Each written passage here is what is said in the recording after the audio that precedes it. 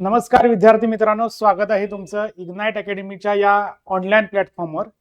विद्यार्थी मित्रांनो, आजचा जो हा सेशन आहे हा खास करून ज्या विद्यार्थ्यांचा सिव्हिल इंजिनिअरिंग मध्ये डिप्लोमा कंप्लीट झालेला आहे अशा सर्व विद्यार्थी मित्रांसाठी आजचा जो आहे हा व्हिडिओ असणार आहे. या व्हिडिओमध्ये आपण डिप्लोमा कंप्लीट झालेल्या विद्यार्थ्यांसाठी गव्हर्नमेंटमध्ये किंवा तुम्ही सरकारी नोकरीची जर तयारी करणार असाल तर त्यासाठी प्रिपरेशन कसं करायला लागतं किंवा थोडक्यात तिथं काय काय संधी असतात, कुठल्या कुठल्या पोस्ट असतात, याबद्दलचा हा व्हिडिओ आहे.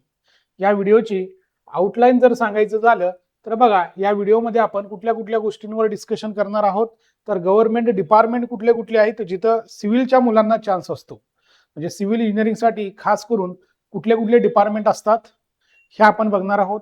त्यानंतर त्या डिपार्टमेंटमध्ये सिव्हिलच्या मुलांसाठी टेक्निकल काम करण्यासाठी, टेक्निकल रिलेटेड काम करण्यासाठी पोस्ट कोणत्या कोणत्या असतात याबद्दल आपण बोलणार आहोत. ह्या पोस्टला तुम्हाला तिथपर्यंत पोहोचण्यासाठी काही एक्झामिनेशन द्यावे लागतात.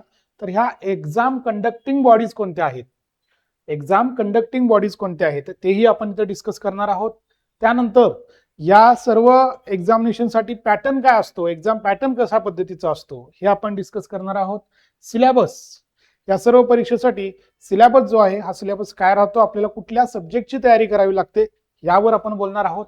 सिलेक्शनसाठी किती मार्कांची गरज राहते, आपल्याला जर या एक्झामिनेशन मध्ये पास व्हायचं आहे, पोस्ट मिळवायची आहे तर सिलेक्शनसाठी मार्क्स किती लागतात आणि या सिलेक्शनवर पोहोचण्यासाठी आपल्याला स्ट्रॅटेजी जी आहे, आपल्या प्रिपरेशन स्ट्रॅटेजी आहे ती कशा पद्धतीने ठेवावी लागेल, या 7 गोष्टींवर आपण आजच्या या सेशनमध्ये बोलणार आहोत.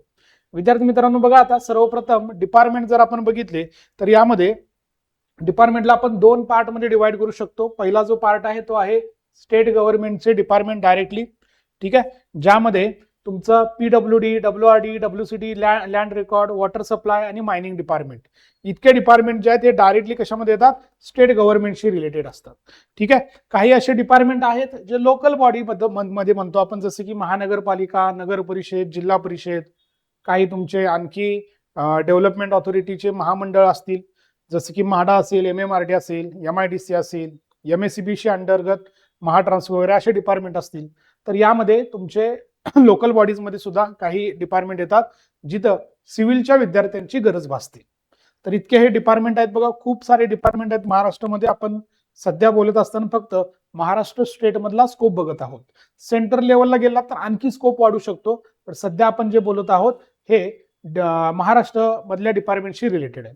आता समजा तुमच्यापैकी असे काही विद्यार्थी आहेत ज्यांची डिग्री पण झालेली आहे, 12वी करून डिग्री झाली असेल, तर त्याही मुलांना इथं चान्स असतो. पण त्याचा आपण एक वेगळा सेशन घेणार आहोत, कारण त्यांना आणखी काही ऍडिशनल स्कोप राहतो हे सोडून.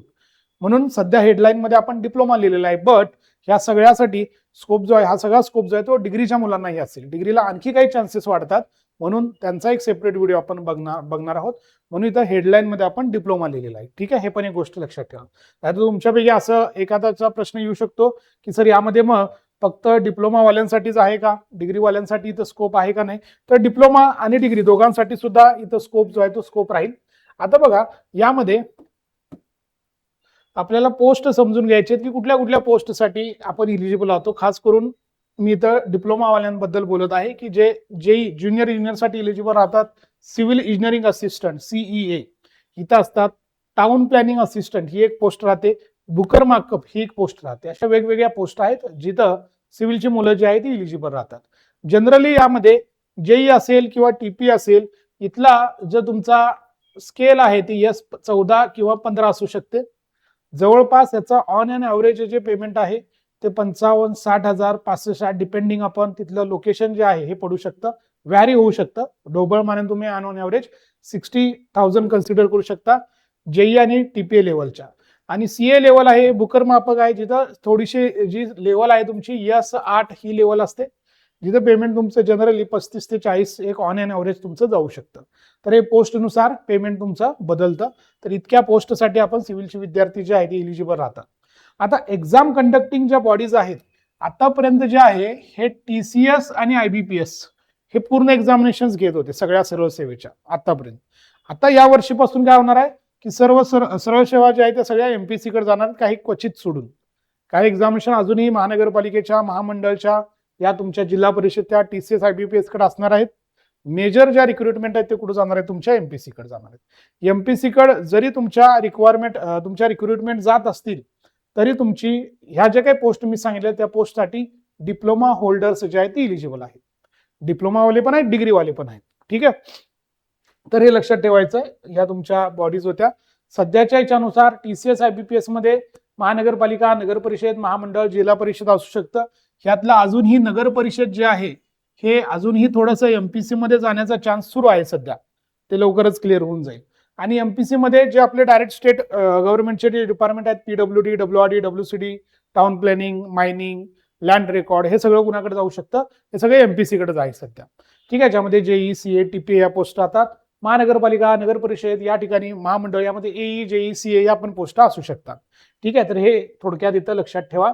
आता बघा एक्झाम पॅटर्न कसा असतो. आता आतापर्यंतच्या एक्झामिनेशन ज्या झालेल्या आहेत TCS IBPS मार्फत, त्यामध्ये सिंगल एक्झामिनेशन असते. एकाच एक्झामिनेशन मध्ये तुम्हाला टेक्निकल सुद्धा आणि नॉन टेक्निकल सुद्धा दोन्ही पार्ट एकाच एक्झामिनेशन असतो. काही ठिकाणी 50-50% असतो, काही ठिकाणी 60-40 असतो. मग ते 60-40 काही वेळेला 60 टेक्निकल 40 नॉन टेक्निकल, काही वेळेला 60 नॉन टेक्निकल 40 टेक्निकल, असा हा पॅटर्न राहतो. ठीक आहे, यामध्ये काही काही ठिकाणी तुम्हाला निगेटिव्ह मार्किंग असतं 1/4 किंवा 1/3, काही काही वेळेला निगेटिव्ह मार्किंग नसतं सुद्धा. जनरली 100 प्रश्न 200 मार्कांसाठी असतात आणि 2 तासाचा वेळ असतो. काही ठराविक स्पेसिफिक मध्ये तुम्हाला 1.5 तासाचा पण वेळ आहे, असंही काही काही ठिकाणी झालेलं आहे. ठीक आहे, आता MPSC मध्ये काय होऊ शकतं, जनरली प्री आणि मेन्स असा पॅटर्न जो आहे हा जनरली बी लेवलच्या ज्या एक्झामिनेशन्स आहेत, तिथं असू शकतो. दाट शक्यता आहे, लवकरच क्लिअर होणार आहे ते. JEE लेवलच्या ज्या एक्झामिनेशन्स आहेत त्या, आणि CA लेवलच्या किंवा बुकर मार्कअप ज्या आहेत C लेवलच्या, तिथं तुम्हाला सिंगल एक्झामिनेशन असण्याचा जास्त चान्स आहे. ठीक आहे, आता पॅटर्न जरी कसा असला तरी आपल्याला जो अभ्यास करायचा आहे, सध्यापासून तुम्हाला आता तुमची एक्झामिनेशन झालेली डिप्लोमाची, तुम्ही डिग्री करत करत अभ्यास करणार आहात किंवा पूर्ण गॅप घेऊन जर अभ्यास करत आहात, तर त्या ठिकाणी आपल्याला कुठल्या सब्जेक्टचा अभ्यास करावा लागेल. मग तर टेक्निकल मध्ये सगळे सब्जेक्ट लक्षात ठेवा. अप्लाइड मेकॅनिक्स पासून तुम्हाला सुरुवात करायची. तुम्हाला सुरुवात करताना अप्लाइड मेकॅनिक्स पासून करायचे, बेसिक सब्जेक्ट आहे. त्यानंतर स्ट्रक्चरलचे जे सब्जेक्ट्स आहेत ते कोणते आहेत, SOM आहे, थिअरी ऑफ स्ट्रक्चर आहे, टॉस, स्ट्रक्चरल अनालिसिस आहे, SA म्हणतो आपण त्याला. ठीक आहे, सब्जेक्ट लक्षात ठेवा व्यवस्थित. त्यानंतर RCC आहे, reinforced cement concrete. Steel structure आहे तुमचं, design of steel structure. FMHM आहे, फ्लुइड मेकॅनिक्स आणि हायड्रॉलिक मशीन आहे. BCM आहे, building construction material, BCM. Concrete technology आहे, सर्वे आहे. CPM आहे, construction planning management. Jio technical engineering आहे, हायवे आहे, इन्व्हायरमेंटल इंजिनिअरिंग आहे, इस्टिमेशन कॉस्टिंग व्हॅल्युएशन आहे, हायड्रोलॉजी आहे, इरिगेशन आहे. या सर्व सब्जेक्टचा तुम्हाला अभ्यास या ठिकाणी करावा लागणार आहे. मग तुम्हाला सुरुवातीला जे सोपे वाटत आहेत तिथून सुरुवात करा. थोडा इंटरेस्ट तयार झाला की तुम्ही मग हळूहळू हार्ड सब्जेक्ट कडे सुद्धा जाऊ शकता. पण सर्व सब्जेक्ट आपल्याला कव्हर करावे लागतात. कुठलाही सब्जेक्ट आपल्याला स्किप करून चालत नाही, हे लक्षात ठेवा. ठीक आहे, त्यानंतर नेक्स्ट जे आहे नॉन टेक्निकल मध्ये जनरली तुम्हाला मराठीमध्ये ग्रामर राहतं, ओकॅब राहतं तुमचं. ठीक आहे, या गोष्टी कराव्या लागतात आपल्याला मराठीसाठी. पॅसेजेस राहतात, उतारे. ठीक आहे, इंग्लिशमध्ये पण सेम तसंच. त्यानंतर GS GK. आता GK जनरल नॉलेज, स्टॅटिक तुम्हाला GK विचारलं जाऊ शकतं. जनरल स्टडीज मध्ये तुम्हाला पॉलिटी असेल, हिस्ट्री असेल, जिओग्राफी असेल, इन्व्हायरमेंट असेल. ठीक आहे, ह्या सर्व गोष्टी तुम्हाला, करंट अफेअर असेल, हे सगळं करावं लागतं GS साठी. ओके, आणि ऍप्टिट्यूड आणि रिझनिंग हा पार्ट तुम्हाला करावा लागतो नॉन टेक्निकलला. ठीक आहे, यातलाही काही पार्ट तुम्ही आतापासून सुरुवात करणं गरजेचं आहे. ठीक आहे, तर हे झालं सिलेबसशी रिलेटेड. आता आपल्याला सिलेक्शन हवं असेल, समजा पहिल्याच प्रयत्नात आपल्याला सिलेक्शन हवं आहे, तर मग मला आता स्वतःला टार्गेट किती ठेवावं लागेल. आता TCS IBPSचं जे एक्झामिनेशनचं पॅटर्न होता, बरीच वर्ष हा चालू होता. आता 2021-22 पासून TCS IBPS कडेच एक्झामिनेशन होत्या. तर पॅटर्न मुलांना समजत आलेला आहे, मुलांची तयारी खूप चांगल्या पद्धतीने झालेली आहे, रिसोर्सेस तितके अवेलेबल आहेत. त्यामुळे सध्याच्या स्पर्धेनुसार जे कट ऑफ लागत आहे तुमचे सिलेक्शनचे, जेव्हा निगेटिव्ह मार्किंग नसतं त्यावेळेला 200 पैकी जवळपास 165 ते 170 पर्यंत कट ऑफ झालेले आहेत तुमचे ओपन कॅटेगरीचे. ठीक आहे, कॅटेगरीनुसार थोडं 1, 2, 4, 6 मार्क तुमची कॅटेगरी कोणती आहे त्याच्यानुसार फरक पडू शकतो. पण ओपन मध्ये सध्याच्या स्पर्धेत 165 ते 170 निगेटिव्ह मार्किंग नसेल तर, निगेटिव्ह मार्किंग असेल तर हाच कट ऑफ 155-160 पर्यंत सुद्धा कमी जाऊ शकतो, किंवा डिफिकल्ट पेपर आला तर या रेंजमध्ये जात. पण इतकी तरी तयारी आपल्याला करावीच लागणार आहे. मग आता सुरुवातीला तुम्ही जेव्हा अभ्यास करायला सुरुवात कराल, डायरेक्ट एवढे मार्क पडणार नाहीत. जसा तुमचा सिलेबस कव्हर होत जाईल तसे तुमचे मार्क इम्प्रूव्ह होत जातील. ठीक आहे विद्यार्थी मित्रांनो, तर हे डोक्यात ठेवा नेहमी. मग आता ह्या मार्कांपर्यंत पोहोचायचं असेल किंवा आपल्याला सिलेक्शन पर्यंत जायचं असेल तर प्रिपरेशन स्ट्रॅटेजीमध्ये काय असलं पाहिजे, तर बघा सगळ्यात पहिल्यांदा तुम्हाला काय करायचं आहे, अंडरस्टँड द एक्झाम. एक्झाम समजून घ्या. तुमच्या कॉलेजमधली एक्झाम वेगळ्या पद्धतीची आहे, इथली एक्झाम वेगळ्या पद्धतीची आहे. तुम्हाला पहिला सिलेबस माहित पाहिजे, कसे पेपर मागच्या वेळेला आलेले आहेत, क्वेश्चनचं नेचर कसं आहे, लेवल काय हे समजून घ्यायचं आहे तुम्हाला. ठीक आहे, इम्पॉर्टंट सब्जेक्ट कसे आहेत, कुठले टॉपिक्स आहेत, ते थोडंसं तुम्हाला पहिल्यांदा समजून घ्यायचं आहे. मग त्यानुसार तुम्हाला टेक्निकल सब्जेक्ट इथं काही ठराविक दिलेले आहेत, सगळेच कव्हर करायचे आहेत. मगाशी जे मी सांगितले ते सगळे टेक्निकल सब्जेक्ट तुम्हाला कव्हर करायचे आहेत. एक एक डेप्थ मध्ये. तुम्ही प्रिव्हियस इयर क्वेश्चन बघितलेला, तुम्हाला डेप्थ लक्षात आलेला, त्या डेप्थ पर्यंत तुम्हाला अभ्यास करायचा. त्याच्यानुसार तुमच्या एमसीक्यू प्रॅक्टिसला सुरुवात करायची, लगेच टेस्ट द्यायला सुरुवात करायची. टॉपिक वाईज असेल, सब्जेक्ट वाईज असेल, फुल लेंथ असेल, 3 प्रकारच्या टेस्ट नेहमी आपल्याला द्यायची सवय ठेवायची. ठीक आहे, नॉन टेक्निकल सब्जेक्ट जे आहेत हे पूर्ण कव्हर करायचे, तिथेही काहीच पार्ट आपल्याला सोडायचं नाहीये. त्यानंतर तुमची रिव्हिजन, एकदा पूर्ण सिलेबस झाला, एक सब्जेक्ट झाला की त्याची रिव्हिजन सुरू झाली पाहिजे. रिव्हिजन मध्ये शॉर्ट नोट्स आपल्या तयार पाहिजेत, फॉर्म्युला बुक आपलं तयार पाहिजे. ठीक आहे, पीवायक्यू जिथं तुम्ही सॉल्व्ह करत आहात त्यातला जर काय नवीन माहिती तुम्हाला मिळत आहे तर ती आपल्या नोट्समध्ये अपडेट झाली पाहिजे. आणि एक cyclic revision, weekly revision cycle हे तुमचं झालं पाहिजे. एक सब्जेक्ट पहिला तुमचा आज रिवाइज होत असेल तर परत तुम्ही पुढे तोच सब्जेक्ट कधी रिवाइज करणार आहात त्याचा एक प्लॅन असला पाहिजे. आता 2 रिव्हिजन मध्ये गॅप कसा ठेवायचा, आपल्याला जितक्या दिवसांतर विसरल्यासारखं वाटतंय त्या दिवसांतर परत आपली रिव्हिजन लगेच झाली पाहिजे, हे त्या ठिकाणी लक्षात ठेवायचं. ठीक आहे, तुमचं स्वतःचं परफॉर्मन्स आहे त्याचं अनालिसिस झालं पाहिजे की आपली टेस्ट दिल्यानंतर स्कोर वाढत आहे का, आपल्या चुका कुठं होत आहेत. ठीक आहे, सिली मिस्टेक होत आहेत किंवा आपल्याला त्या पॉईंट पर्यंत आपण पोहोचलोच नव्हतो. या सर्व गोष्टींचं अनालिसिस, तुमचं परफॉर्मन्स अनालिसिस झालं पाहिजे. आणि सिलेक्टेड ओरिएंटेड अप्रोच तुम्हाला ठेवायचं आहे. सिलेक्शन ओरिएंटेड तुम्हाला अप्रोचकडे जायचं आहे. सिलेक्शनसाठी तुम्हाला सगळ्यात महत्वाचं जे आहे ते आहे कन्सिस्टन्सी, हार्ड वर्क.